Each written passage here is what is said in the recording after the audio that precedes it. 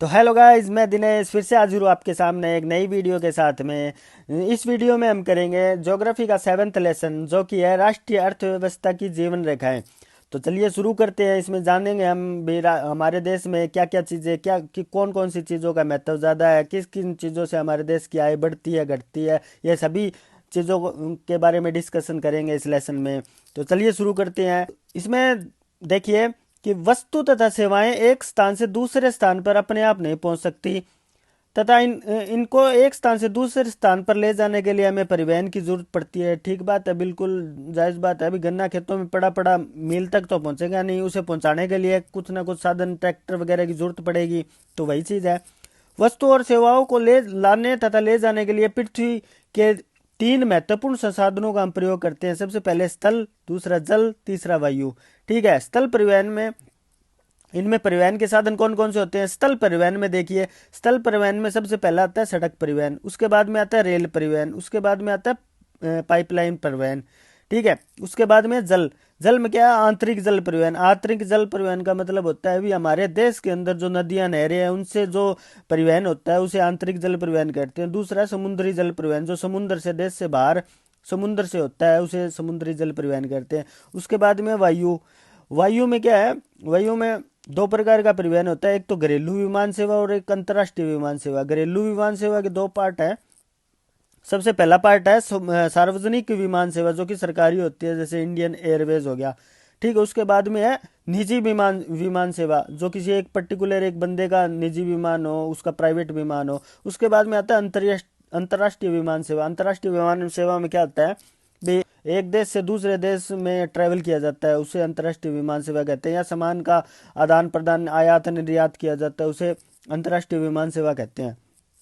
उसके बाद में अगला पार्ट है स्थल परिवहन। स्थल परिवहन में क्या है? सबसे पहले सड़क परिवहन। सड़क परिवहन में क्या है? भारत विश्व के सर्वाधिक सड़क जाल वाले देशों में से एक है। भारत में बहुत ज्यादा सड़कों का जाल बिछा हुआ है। यह सड़क जाल लगभग 54.7 लाख किलोमीटर है। तथा भारत में सड़क परिवहन रेल परिवहन से भी पहले पहले शुरू हुआ था। रेल परिवहन तो यह भी हुआ है 1853 में सबसे पहली रेल चली थी, मुंबई से थाने के बीच में 40 पैसेंजर्स को लेकर चली थी। ठीक है। निर्माण तथा व्यवस्था में भी सड़क परिवहन रेल की अपेक्षा अधिक सुविधाजनक होता है। बिल्कुल, सड़कें आप कहीं भी बना सकते हैं, उबड़ खाबड़ जगह हो चाहे कैसा भी जगह हो वहाँ, लेकिन रेल लाइन ऐसे नहीं बिछाई जा सकती। उसके लिए काफ़ी कुछ चीज़ों को देखना पड़ता है। अगला, इसमें रेल परिवहन की अपेक्षा सड़क परिवहन की बढ़ती महत्ता किन कारणों से है?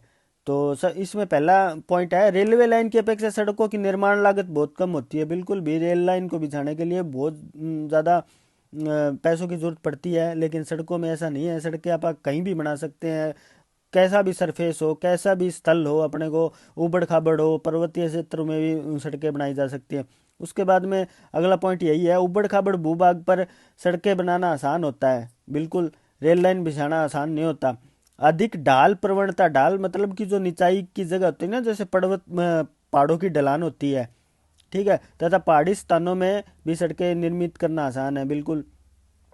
अपेक्षाकृत कम व्यक्तियों, कम दूरी व कम वस्तुओं के परिवहन में सड़क मितव्ययी, मितव्ययी मतलब कि कम खर्च वाली। ठीक है। हम कोई सड़क के द्वारा कम सामान, कम व्यक्तियों, कम वस्तुओं को इधर से उधर ले जा सकते हैं, उसमें कोई दिक्कत नहीं है। लेकिन रेल के साथ ऐसा नहीं है ना। रेल में तो हमें उसका पूरे पैसेंजर, मतलब कि पूरा सामान या पूरे पैसेंजर ही करने पड़ेंगे, वरना वो महंगी पड़ेगी। ठीक है। पूरे सामान को लोड करके ही ले जाना पड़ेगा, वरना वो महंगी पड़ेगी। ठीक है। उसके बाद में यह घर घर सेवाएं उपलब्ध कराता है, सामान चढ़ाने व उतारने की लागत कम होती है। बिल्कुल बिल्कुल। ये मतलब कि जो सड़क परिवहन के साधन होते हैं ना, वो गलियों में भी जा सकते हैं, सड़कों पे भी जा सकते हैं, कहीं भी ट्रैवल कर सकते हैं। रेल का ऐसा नहीं है ना। रेल के लिए एक पर्टिकुलर जगह बनाई गई है, जो कि रेलवे स्टेशन होता है। अपने को वहीं जाना पड़ेगा, उस पर चढ़ने के लिए सामान भी लोड करना है तो वहीं जाना पड़ेगा। ठीक है। और अगला है, सड़क परिवहन अन्य परिवहन साधनों के उपयोग में एक कड़ी के रूप में काम करता है, जैसे रेलवे स्टेशन वायु व समुद्री पतनों को जोड़ता है।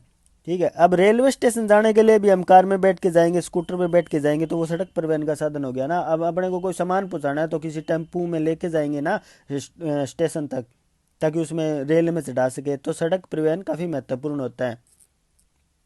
नेक्स्ट है, भारत में सड़कों की क्षमता के आधार पर इन्हें 6 वर्गों में बांटा गया है। ठीक है, सबसे पहला है स्वर्णिम चतुर्भुज महाराजमार्ग, दूसरा है राष्ट्रीय राजमार्ग, तीसरा है राज्य राजमार्ग, चौथा है जिला मार्ग, पांचवा अन्य सड़कें, और उससे अगला है सीमांत सड़कें। ठीक है, ये इसके पार्ट हो गए, इन पार्टों में बांटा गया है। उससे अगला है स्वर्णिम चतुर्थ महाराजमार्ग क्या है, देखते हैं कि भारत सरकार ने दिल्ली, कोलकाता, चेन्नई, मुंबई व दिल्ली को जोड़ने वाली 6 लेन की महाराजमार्गों की सड़क परियोजना प्रारंभ की है। इस परियोजना के तहत 2 गलियारे प्रस्तावित हैं। सबसे पहला है प्रथम उत्तर दक्षिण गलियारा, जो कि श्रीनगर को कन्याकुमारी से जोड़ता है। उसके बाद में है द्वितीय, जो कि पश्चिम पूर्व पश्चिम गलियारा है, जो सिलचर असम, असम में एक जगह है सिलचर, उससे लेकर पोरबंदर गुजरात, जहाँ पे महात्मा गांधी का जन्म हुआ था, पोरबंदर गुजरात को जोड़ता है।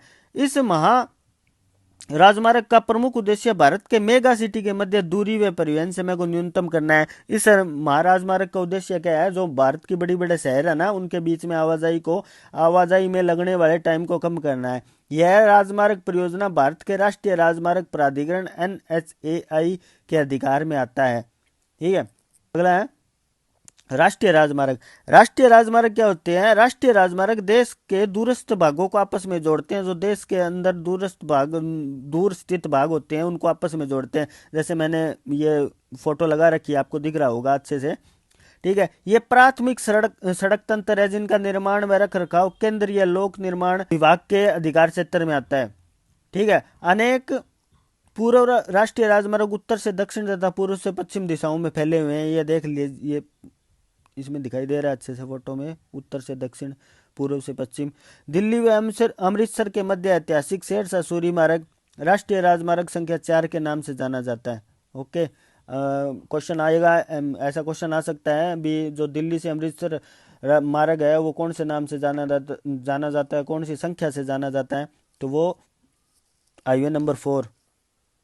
ओके, नेक्स्ट है राज्य राजमार्ग। राज्य राजमार्ग क्या होते हैं? राज्यों को राज्य की राजधानियों को राज्य राजमार्ग क्या होते हैं? राज्य की राजधानियों को जिला मुख्यालयों से जोड़ने वाली सड़कों को राज्य राजमार्ग कहते हैं।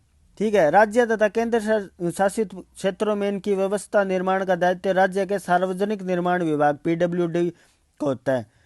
उसके बाद में जिला मार्ग क्या होते हैं? सड़कें जिले के विभिन्न प्रशासनिक केंद्रों को जिला मुख्यालय से जोड़ती है। ठीक है, इन सड़कों की व्यवस्था का उत्तरदायी जिला परिषद का होता है। इसमें नेक्स्ट है अन्य सड़कें। इस वर्ग के अंतर्गत वे सड़कें आती है जो ग्रामीण क्षेत्रों तथा गांवों को शहरों से जोड़ती हैं। ग्रामीण क्षेत्रों तथा गांव शहरों को जोड़ती हैं, जैसे प्रधानमंत्री ग्राम सड़क योजना। इसमें आ ही गया, अगला पॉइंट ही है, प्रधानमंत्री ग्राम सड़क योजना परियोजना के तहत इन सड़कों के विकास को विशेष प्रोत्साहन मिला है। पहले क्या, सड़कें कच्ची होती थी गाँवों में, लेकिन जब ये परियोजना शुरू की थी ना, प्रधानमंत्री ग्राम सड़क योजना, इससे काफ़ी बेहतर हो गया सिस्टम। इस परियोजना के कुछ विशेष प्रावधान है, जिसमें देश के प्रत्येक गांव को प्रमुख शहरों से पक्की सड़कों द्वारा जोड़ना प्रस्तावित है। ओके, नेक्स्ट है सीमांत सड़कें। क्या होती है? सीमांत सड़कें वो होती हैं जो किसी देश की सीमा पर बनाई जाती हैं। ठीक है, जो देश की मतलब अपने इंडिया की जो सीमा लगती है, जैसे चाइना से लगती है, भूटान से, नेपाल से, अफगानिस्तान से, पाकिस्तान से, तो उनकी सीमा पे जो सड़कें बनाई जाती हैं ना, उन्हें सीमांत सड़कें कहते हैं। ठीक है, इसका इन सड़कों का रख रखाव, इनको बनाने का काम BRO करता है। BRO मतलब ब्रो नहीं होता, इसका फुल फॉर्म होता है बॉर्डर रोड ऑर्गेनाइजेशन। इसमें पहला पॉइंट है उपरोक्त सड़कों के अतिरिक्त भारत सरकार प्राधिकरण के अधीन सीमा सड़क संगठन, यही होता है border road organisation. Border road organisation क्या होता है? सीमा सड़क संगठन, जो देश के सीमा क्षेत्रों में सड़कों का निर्माण व उनकी देखरेख करता है। यह संगठन 1960 में बनाया गया था, जिसका कार्य उत्तर तथा उत्तर पूर्वी क्षेत्रों में सामरिक महत्व की सड़कों का विकास करना था। इन सड़कों के विकास से दुर्ग क्षेत्रों में, दुर्ग मतलब जहाँ पे पहुंचना बहुत मुश्किल होता था पहले, वहाँ पे भी, जहाँ पे मतलब दुर्ग मतलब क्या होता है? दुर्गम है, वैसे ये दुर्ग गलत लिखा हुआ है, दुर्ग तो किला होता है, दुर्ग मतलब किला। दुर्गम दुर्गम क्षेत्रों में अभिगम्यता, अभिगम्यता मतलब आवाजाही, आवाजाही बढ़ी है, तो ये इन क्षेत्रों के आर्थिक विकास में भी सहायक है। जैसे कि तो दूर दराज के क्षेत्र होते हैं ना, जहाँ पे आवाजाही नहीं होती, वहाँ पे बॉर्डर रोड ऑर्गेनाइजेशन जाती है और रोडों का निर्माण करती है। ओके, अगला पॉइंट है, सड़क निर्माण में प्रयुक्त पदार्थों के आधार पर सड़कों को कच्ची व पक्की सड़कों में वर्गीकृत किया गया है। पक्की सड़कें वे होती हैं जो सीमेंट, कंक्रीट व तारकोल द्वारा निर्मित होती है, तथा ये 12 मासी सड़कें होती है, मतलब इनका कुछ नहीं बिगड़ता। ठीक है, कच्ची सड़कें वर्षा ऋतु में अनुपयोगी होती है। ठीक है, मिट्टी की सड़क है, बारिश आएगी, ठीक है, यहाँ पे कीचड़ वगैरह हो जाएगा तो आवाजाही इतनी आसान नहीं होगी। ओके, अगला है रेल परिवहन। रेल परिवहन में क्या है, भारत में रेल परिवहन वस्तुओं तथा यात्रियों के परिवहन का प्रमुख साधन है। बिल्कुल, रेल परिवहन सड़क परिवहन से सस्ता ऐसे इसलिए पड़ता है क्योंकि उसमें हम एक साथ सड़क परिवहन से ज़्यादा सामान इधर उधर ले जा सकते हैं, सवारी भी ज़्यादा, मतलब कि व्यक्तियों का आना जाना भी ज़्यादा हो जाता है, क्योंकि उसमें डिब्बे ज़्यादा होते हैं, इसलिए हम ज़्यादा सामान लोड कर सकते हैं, ज़्यादा बंदे उसमें चढ़ सकते हैं। इसलिए रेल परिवहन अनेक कार्यों में सहायक है, जैसे व्यापार, भ्रमण, तीर्थ यात्राएं व लंबी दूरी तक सामान का परिवहन आदि। ठीक है, अगला पॉइंट है, एक प्रमुख परिवहन के साधन के अतिरिक्त पिछले 150 वर्षों में, पिछले 150 वर्षों में अधिक समय से भारतीय रेल एक महत्वपूर्ण समन्वयक के रूप में भी जानी जाती है। ठीक है, अगला है, भारत रेलवे देश की अर्थव्यवस्था, उद्योग व कृषि में तीव्र गति से विकास के लिए उत्तरदायी है। बिल्कुल बिल्कुल, जब से रेल आई है भारत कुछ ज़्यादा ही, मतलब कि अच्छी गति से विकास कर रहा है। अगला है, कुछ वर्ष पहले भारत के महत्वपूर्ण आर्थिक क्षेत्र पश्चिमी घाट के साथ कोंकण रेलवे के विकास ने यात्री व वस्तुओं के आवागमन को सुविधाजनक बनाया। कोंकण रेलवे कौन सा है, गोवा के आसपास वाला पार्ट कोंकण रेलवे कहलाता है। पहले वहाँ पे रेलवे लाइन नहीं थी, लेकिन कुछ वर्ष पहले वहाँ पे बना दी गई है। वहाँ पे बनाना रेलवे लाइन काफ़ी मुश्किल काम था, और ये रेलवे ने बहुत बेहतरीन काम किया, बहुत अच्छा काम किया है। यद्यपि यहाँ असंख्य समस्याएं अभी भी समस्याएं बहुत है, भूसंकलन, ठीक है, जमीन खिसक जाती है, जमीन खिसक जाती है, भूसंकलन हो जाता है, किसी किसी भाग में रेलवे ट्रैक का धंसना, वही बात है, भूसंकलन हो गया, नीचे धस जाती है। आज राष्ट्रीय अर्थव्यवस्था में परिवहन के अन्य सभी साधनों की अपेक्षा रेल परिवहन प्रमुख हो गया है। यद्यपि रेल परिवहन समस्याओं से मुक्त नहीं है, बहुत से यात्री बिना टिकट यात्रा करते हैं, ये तो बहुत आम समस्या है, ये तो लोग मानते नहीं है। इंडिया वालों को अब क्या बताऊं, फ्री का खाने की आदत पड़ रही है, उनको लगता है कौन देख रहा है, वो ये नहीं सोचते भी हम कर तो देश का नुकसान ही रहे हैं।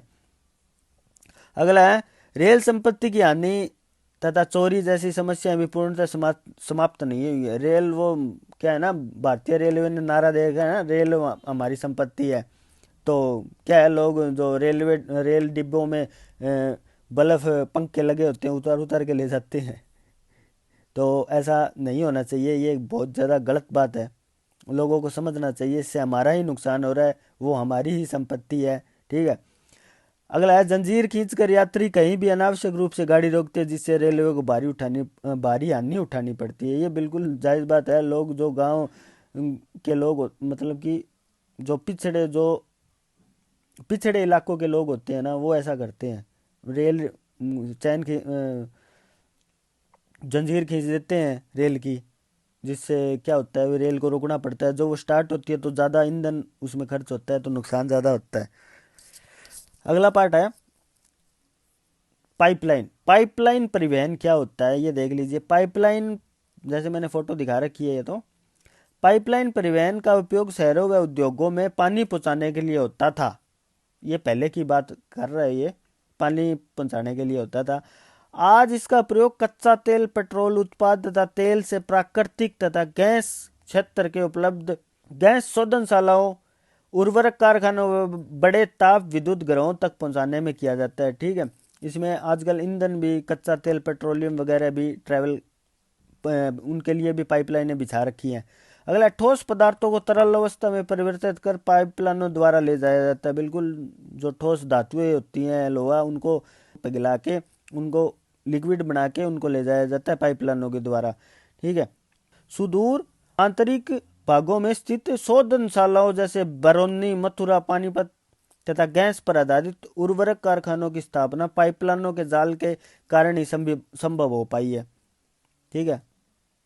अगला है, पाइपलाइन बिछाने की प्रारंभिक लागत अधिक होती है। शुरू में बिछाते हैं तब लागत अधिक होती है, लेकिन बाद में इसको चलाने की जो बाद में इसको ऑपरेट करने की जो लागत होती है वो बिल्कुल न्यूनतम होती है, और उसमें हानियाँ भी नहीं के बराबर होती है। कहीं से लीक हो गया, थोड़ा बहुत निकलेगा, इतना मतलब थोड़ा बहुत लीक करेगा, इतना ज़्यादा इफेक्ट नहीं पड़ेगा। ठीक है, इतनी हानि नहीं होगी। अगला है, देश में पाइपलाइन परिवहन के 3 प्रमुख जाल हैं। सबसे ऊपर जो इंडिया मतलब कि ऊपर साइड उत्तर साइड में असम के तेल क्षेत्रों में गुवाहाटी, बरौनी व इलाहाबाद के रास्ते कानपुर तक, इसकी एक शाखा बरौनी से राजबंद होकर हल्दिया तक। ठीक है, पहला है। दूसरी है राजबंद से मोरीग्राम तथा गुवाहाटी से सिलीगुड़ी तक। ओके। तीसरी है, उसके बाद में है गुजरात में सलाया से वीरम गांव, मथुरा दिल्ली सोनीपत के रास्ते पंजाब में जलंधर तक। इसकी अन्य शाखा वडोदरा के निकट कोयली को चक्सू व अन्य स्थानों से जोड़ती है। उसके अगला है, गैस पाइपलाइन गुजरात में हजीरा को उत्तर प्रदेश में जगदीशपुर से मिलाती है। यह मध्य प्रदेश के विजयपुर रास्ते से होकर जाती है। इसकी शाखाएं राजस्थान में कोटा तथा उत्तर प्रदेश में शाहजहांपुर, बबराड़ा व अन्य स्थानों पर है। ओके। नेक्स्ट है, आगे आ गया जल परिवहन। ये देखिए बिल्कुल किश्ती में जल परिवहन, समझ गए होंगे क्या होता है। ठीक है, भारत के लोग प्राचीन काल में समुद्र की यात्राएं करते थे। बिल्कुल, प्राचीन काल में समुद्र की यात्राएं करते थे। इसके नाविकों ने दूर तथा पास के क्षेत्रों में भारतीय संस्कृति व व्यापार को फैलाया। जैसे वास्को डी गामा, सारे जानते होंगे। Vasco D gamma, Vasco D gamma 1498 98 में 1498 में कालीकट में आया था, जिसने भारत की खोज, जिसको बोलते हैं पहला पुर्तगाली जो भारत आया था, वो वही था, वास्को डी गामा था। ओके। 1498 में आया था, उससे पहले। उसके बाद में क्या हुआ, अगला पॉइंट है, यह भारी वस्तु ढोने में अनुकूल है। यह परिवहन साधनों में ऊर्जा सक्षम व पर्यावरण अनुकूल है। बिल्कुल। भारत में अंतःस्थलीय नौ संचालन जल मार्ग 44,500 किलोमीटर लंबा है। इसमें केवल 5685 किलोमीटर मार्ग ही मशीनीकृत नौकाओं द्वारा तय किया जाता है। क्या है ना, अपने पास मशीनीकृत नौकाएं काफ़ी दिक्कत चल रही है उनकी, वो काफ़ी कम है, इसलिए ये जो अपने हाथ से चप्पू चलाने वाला नौकाएं ज़्यादा यूज होती है अपने देश में। उसके बाद में है, निम्न जल मार्गों को भारत सरकार द्वारा राष्ट्रीय जल मार्ग घोषित किया गया है। सबसे पहले है हल्दिया तथा इलाहाबाद के मध्य गंगा जल मार्ग, जो कि 1620 किलोमीटर लंबा है। यह राष्ट्रीय राजमार्ग संख्या नंबर 1। दूसरा है सदिया व धुबरी के मध्य 891 किलोमीटर लंबा, जो ब्रह्मपुत्र नदी पर है। यह राष्ट्रीय राष्ट्रीय जल मार्ग संख्या नंबर 2। उसके तीसरा है केरल से पश्चिम तट नहर, कोट्टापुरम से कोल्लम तक उद्योग मंडल तथा चंपक्का नहरें 205 किलोमीटर है। ये 3 जलमार्ग संख्या 3 है। उसके बाद में काकीनाडा से पुदुचेरी नहर स्ट्रेच के साथ गोदावरी और कृष्णा नदी पर है। ये 1078 किलोमीटर लंबा है, और ये 4 नंबर है, राष्ट्रीय जल मार्ग 4 नंबर। उसके बाद में मताई महानदी के डेल्टा चैनल और ब्राह्मणी नदी तथा पूर्वी तटीय नहर के साथ ब्राह्मणी नदी का विशेष विस्तार 588 किलोमीटर है, और यह जल मार्ग नंबर 5 है। उसके बाद में है कुछ अंतर जल मार्ग भी है जिन पर परिवहन होता है। इसमें मांडवी, जुआरी, कंबरजुआ, सुंदरबन, बराक केरल का पश्च जल है। केरल का पश्च जल है। इन सब के अतिरिक्त विदेशी व्यापार भारतीय तट पर स्थित पत्तनों द्वारा अधिक किया जाता है। देश का 95% व्यापार समुद्रों पर ही होता है, समुद्रों द्वारा ही होता है। भारत के प्रमुख समुद्री पतन कौन कौन से हैं? भारत की 7516 किलोमीटर लंबी समुद्र तट रेखा के साथ 42 प्रमुख तथा 200 मध्यम छोटे पतन है। ये प्रमुख पतन देश का 95% विदेशी व्यापार संचालित करते हैं। क्या है ना, विदेशी व्यापार सारा समुद्र के द्वारा ज़्यादा होता है। पतनों पे जो समुद्र किनारे जो पतन बने होते हैं, जो पोत बने होते हैं, उन पे होता है। स्वतंत्रता प्राप्ति के बाद कच्छ में कांडला पतन पहले पतन के रूप में विकसित किया गया। ठीक है, उसके बाद में क्या, कांडला जिसे दीनदयाल पतन के नाम से भी जाना जाता है, यह एक ज्वारीय पतन है। ओके, नेक्स्ट है मुंबई वृत्तम पतन है, जिसके जिसके प्राकृतिक खुले विस्तृत व सुचारू पोताश्रय है। मतलब कि मुंबई बंदरगाह सबसे बड़ा बंदरगाह है, वो प्राकृतिक बंदरगाह है और सबसे बड़ा, मतलब कि सुचारू रूप से चलता है। उसके बाद में मुंबई पतन के अधिक परिवहन को ध्यान में रखकर इसके सामने जवाहरलाल नेहरू पतन विकसित किया जा रहा है। एक आर्टिफिशियल पोत और बनाया जा रहा है, जिसका नाम है जवाहरलाल नेहरू पतन। अगला है लौह अयस्क के निर्यात के संदर्भ में मारमागांव पतन को देश का महत्वपूर्ण पतन माना जाता है। उसके बाद में है चेन्नई हमारे देश का प्राचीनतम कृत्रिम पतन है। व्यापार की मात्रा तथा लदे सामान के संदर्भ में इसका मुंबई के बाद दूसरा स्थान आता है। मुंबई सबसे बड़ा, उसके बाद में चेन्नई। उसके बाद में विशाखापत्तनम स्थल से घिरा हुआ गहरा व सुरक्षित पतन है। ओडिशा में स्थित पारादीप पतन लोहे अयस्क का निर्यात करता है। उसके बाद में कोलकाता पतन पर बढ़ते व्यापार को कम करने हेतु हल्दिया सहायक पतन के रूप में विकसित किया जा रहा है। क्या है ना, कोलकाता पे ज़्यादा भीड़ भड़ाका रहता है, इसलिए उसके साथ में हल्दिया सहायक पतन और विकसित किया जा रहा है। नेक्स्ट है वायु परिवहन। आज वायु परिवहन तीव्रतम सबसे तेज वायु परिवहन सबसे तेज, आरामदायक, प्रतिष्ठित परिवहन का साधन है। इसके द्वारा अति दुर्गम स्थानों जैसे ऊंचे पर्वत, मरुस्थल, घने जंगलों व लंबे समुद्री रास्तों को भी पार किया जा सकता है। सन 1953 में वायु परिवहन का राष्ट्रीयकरण कर दिया गया था। राष्ट्रीयकरण होता है अभी, जो पहले क्या था, ये प्राइवेट प्लेयर चलाते थे, प्लेन हो गए वायु परिवहन में। लेकिन 1953 में क्या किया, सरकार ने इनको अपने कब्जे में ले लिया, इनका राष्ट्रीयकरण कर दिया। सबसे पहले अपनी जो पहली कंपनी थी एयर इंडिया, घरेलू और अंतर्राष्ट्रीय वायु सेवाएं भी प्रदान करता है। एयर इंडिया ही थी अपनी जो सरकारी कंपनी है हवाई जहाज उड़ाने की। हवाई जहाज की जो सरकारी कंपनी है वो एयर इंडिया है।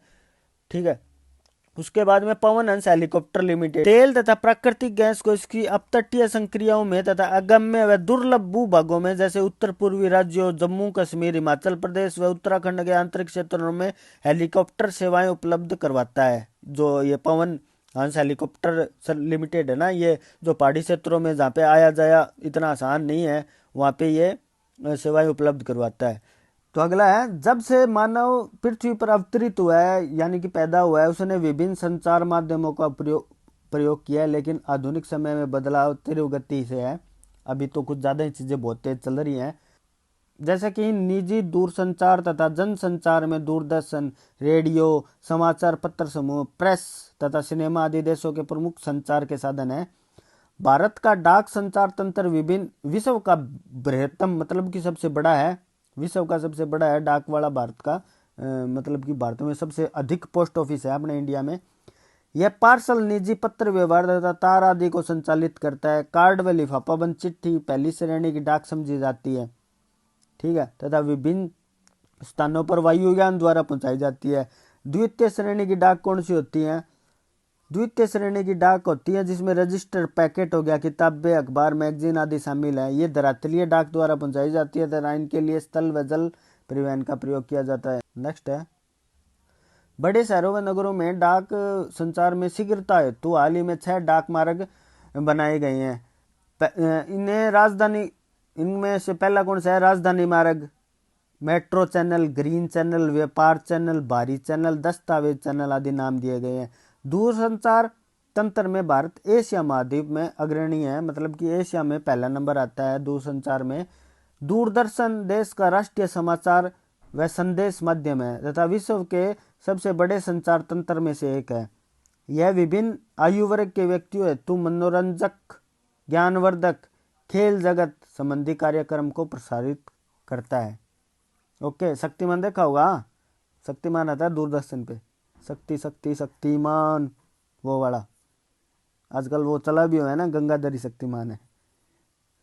तो नेक्स्ट है भारत में वर तो नेक्स्ट है भारत में वर्ष भर में अनेक समाचार पत्र तथा सामयिक पत्रिकाएं भी प्रकाशित की जाती है। समाचार पत्र, न्यूज़पेपर हो गए, पत्रिकाएं जो मैगजीन्स आती है ना वो। ठीक है, समाचार पत्र लगभग 400 भाषाओं तथा बोलियों में प्रकाशित किए जाते हैं। हमारे देश में सर्वाधिक समाचार पत्र हिंदी भाषा में प्रकाशित किए जाते हैं, उसके बाद में अंग्रेजी व उर्दू में किए जाते हैं। मतलब कि सबसे अधिक हिंदी में, उसके बाद में अंग्रेजी में, फिर उर्दू में। भारत विश्व में सर्वाधिक चलचित्रों का उत्पादन करता है, यानी कि सिनेमा, मूवियाँ सबसे अधिक बनती है। लगभग लगभग एक साल में 3000 मूवी बनती है इंडिया में। ओके, 3000 मूवियाँ बनती है इंडिया में, उनमें से सफल पता नहीं कितनी होती हैं। ठीक है, भारत व विदेशी सभी फिल्मों को प्रमाणित करने का अधिकार केंद्रीय फिल्म प्रमाणन बोर्ड, जो कि central board of film certification को है। नेक्स्ट पार्ट है अंतर्राष्ट्रीय व्यापार। सबसे पहले तो ये देखते हैं व्यापार होता क्या है। क्या है? राज्य व देशों में व्यक्तियों के बीच वस्तुओं के आदान प्रदान को व्यापार कहते हैं, और बाजार एक ऐसी जगह है जहाँ पे इनका आदान प्रदान किया जाता है। ठीक है, वस्तुओं का आदान प्रदान होगा कहाँ? बाजार, घर घर पे आगे तो लेगा नहीं। ठीक है, दो देशों के मध्य यह व्यापार अंतर्राष्ट्रीय व्यापार कहलाता है। एक देश से दूसरे देश में कोई सामान लिया जाएगा, निर्यात किया जाएगा, आयात किया जाएगा, तो उसे अंतर्राष्ट्रीय व्यापार कहते हैं। यह समुद्री, हवाई व स्थलीय मार्गों द्वारा हो सकता है, बिल्कुल, जिसकी सीमाएं साथ साथ हैं। वो स्थल से, बस वगैरह से, ट्रक वगैरह से भेज सकता है। जो ज़्यादा दूर है वो समुद्र से या हवाई जहाज से। स्थानीय व्यापार शहरों, कस्बों व गांवों के बीच में होता है। राज्य स्तरीय व्यापार दो या अधिक राज्यों के बीच में होता है। स्थानीय जो व्यापार होता है वो अपने जो गांव में, बाजार में, मार्केट में जो होता है वो होता है। और जो राज्य स्तरीय होता है, एक राज्य से दूसरे राज्य, जैसे मैं हरियाणा में रहता हूँ तो मैं राजस्थान में कोई चीज़ बेचने चल गया, तो वो हो गया राज्य स्तरीय व्यापार। ठीक है, अगला क्या है? एक देश के अंतर्राष्ट्रीय व्यापार की प्रगति उसके आर्थिक वैभव का सूचक है, इसलिए इसे राष्ट्र का आर्थिक बैरोमीटर भी कहा जाता है। वैभव होता है अमीरी, अमीरी, समझ गए? सभी देश अंतर्राष्ट्रीय व्यापार पर निर्भर करते हैं क्योंकि संसाधनों की उपलब्धता क्षेत्रीय है, अर्थात इसका वितरण असमान है। क्योंकि किसी के पास लोहा ज़्यादा है, किसी के पास कुछ ज़्यादा है, किसी के पास कुछ ज़्यादा है, वो सारे एक दूसरे से व्यापार करके, एक दूसरे के साथ व्यापार करके अपनी अपनी ज़रूरतों को पूरा करते हैं। आयात तथा निर्यात व्यापार के घटक हैं। आयात व निर्यात का अंतर ही देश के व्यापार का संतुलन निर्धारित करता है। अगर निर्यात मूल्य आयात मूल्य से अधिक है तो उसे अनुकूल व्यापार संतुलन कहते हैं। इसके विपरीत निर्यात की अपेक्षा अधिक आयात असंतुलित व्यापार कहलाता है। ठीक है, अगर आप बेचोगे ज़्यादा और खरीदोगे कम तो वो तो फायदा है, हुआ ना आपके लिए। अगर आप खरीदोगे ज़्यादा, बेच कम रहे हो, वो तो नुकसान की बात होगी। आपका खर्चा ज़्यादा है, इसका मतलब फालतू का खर्चा कर रहे हो। तो वही बात है इसमें, इसने इन दोनों पॉइंटों में वही बात बोली है। भारत में निर्यात होने वाली, भारत जो लोगों को दूसरे देशों को बेचता है वो कौन कौन सी है? रत्न, हीरे जवाहरात हो गए, रसायन हो गया, उनसे संबंधित उत्पाद हो गए, कृषि संबंधित उत्पाद हो गए, वो तो भारत निर्यात करता है। आयात क्या करता है? आयात करता है कच्चा तेल। सबसे अधिक आयात कच्चा तेल ही करता है, जो कच्चा पेट्रोलियम होता है ना वो। ठीक है, उसके बाद में हीरे जवाहरात थोड़े बहुत जो अपने पास नहीं है वैसे मंगवा लेता है। ठीक है, उसके बाद में धातुएं, मशीनें, कृषि व अन्य उत्पाद भी शामिल हैं जो आयात करते हैं। उसके बाद में अगला है पर्यटन एक व्यापार के रूप में कैसे है ये देखते हैं। पिछले 3 दशकों से भारत में पर्यटन उद्योग में महत्वपूर्ण वृद्धि हुई है। सबसे पहले तो ये 150 लाख से अधिक व्यक्ति पर्यटन उद्योग में लगे हुए हैं। ठीक है, अगला पॉइंट है पर्यटन राष्ट्रीय एकता को प्रोत्साहित करता है तथा स्थानीय हस्तकला व सांस्कृतिक उद्यमों को आश्रय देता है। उसके बाद में अंतर्राष्ट्रीय स्तर पर हमें संस्कृति तथा विरासत की समझ विकसित करने में सहायक है। उसके बाद में विदेशी पर्यटक भारत में विरासत पर्यटन, पारी पर्यटन, रोमांचकारी पर्यटन, सांस्कृतिक पर्यटन, चिकित्सा पर्यटन तथा व्यापारिक पर्यटन के लिए आते हैं। देश के विभिन्न भागों में पर्यटन की अपार संभावनाएं हैं। पर्यटन उद्योग के विकास हेतु विभिन्न प्रकार के पर्यटन को बढ़ावा देने के प्रयास किए जा रहे हैं।